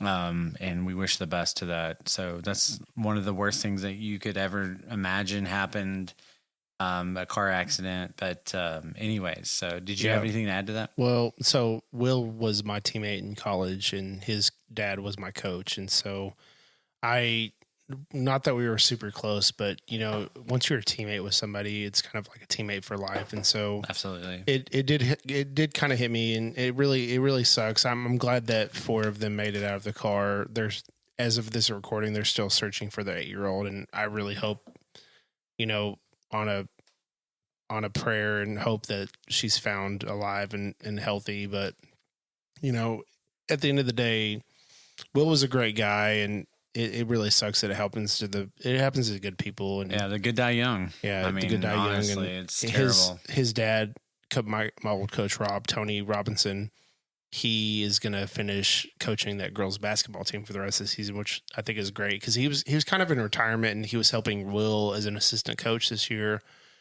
And there's a lot of really good businesses around here that are helping out. I know Villegas, the owner said Villegas and Jalapenos, everything for Monday, 100% of proceeds for their Monday sales are going to go towards the Robbins family. I think that's great. And I know that this recording is going to go out after that, but anything like that would be really cool. And it'd be really cool to help out the Robbins family because it is a really big tragedy. And he was such a good guy, and it sucks when that happens, but sometimes that's life. Do they maybe have a link for that online somewhere you could put in the description of this? Yeah, we'll when we post this, I don't know if they have a GoFundMe or not. Honestly, I don't know because I know that I think that the wife just got out of the hospital, and I think one of the younger girls were still in there. And I'm not sure. I know that they had a lot of things that they were doing as far as fundraising for them, and I don't know if there's a link online or not. Honestly, yeah, but if there is, we'll share it within our community. Yeah, we'll share it on the post when we post. Absolutely. So see if you can talk her into doing it. I'll put $1,000 in it. Oh wow! Oh, that's really that's really very generous of you. I appreciate that. Yeah, I mean, there's not a whole lot to talk about there. It's just a tragic thing that you don't ever want anyone to ever have to go through, especially one of the best people that you've ever could have met in your life. But I wanted to talk a little bit about it because I've been praying for that family, and I hope you'll pray for them, and I hope you'll support them. And some people may think, oh, well, $10 is not enough, or $5. Every single dime that you can pay to support someone adds up. And so whatever it can, even if it's $1 or something, please just reach out to that family, whether with cares, prayers, whatever you can do. It means a lot. So I wanted to briefly talk about that. So I know that First United Bank, it says they opened a benefit account for Kristen Robinson following the tragic incident. So if you are local, First United Bank has opened an account if you guys want to go and donate to her. There's all kinds of things. I know Durant Public School posted something. All these businesses around have posted something. It's just really good for the community to come together in those kinds of absolutely. tragedies. Ty, you had something? Yeah. So like for talking about maybe a charity or helping a community that maybe isn't or is local to you, depending on where you're located. Every penny that is donated to help this family is obviously a penny that they don't have to make, and I don't know that people really understand how hard it is to even get out of bed and maybe put clothes on in the morning to go be a functioning member of society when your husband or your father or somebody's just died. So I would be a mess. It's a giant deal. I can't imagine it. Yeah, it's terrible. Because you want people to heal, so the money is there to help them heal and help them. I'm sure with not to stress. I don't want to get too deep into this, but I know that anything helps. So that they don't have to worry about the stress of paying bills and things like that in these time of need while they try to heal. Yeah. I'll tell you off the record real quick, something I'm not going to go super deep into, but I'm an orphan, and I was lucky enough to be adopted. So like I've been through what y'all are talking about right now, but maybe they didn't make it, Yeah. So no, that's luckily the mom is still alive. So yeah, that's not going to happen. Like I said, I don't want to get too deep into this because it is a tragedy, and I don't want to talk too much on it. But I do want to make clear that the community's been great, and everybody's really been great in this whole situation. Absolutely. Yeah, I said absolutely for the third time. But let's move on to some more positive stuff. Yeah, for sure. Stop this. Yep. But let's move on to something more positive. Yeah, stop bringing us down, Cody. I know. I apologize. I wanted to talk about that. No, it is good. Like I said, Will was a teammate and stuff. So Yeah. I really appreciate us bringing that up. And that is like really big to me. Yep. So I want to wish everyone a happy new year. So by the time you listen to this, it's going to be a new year.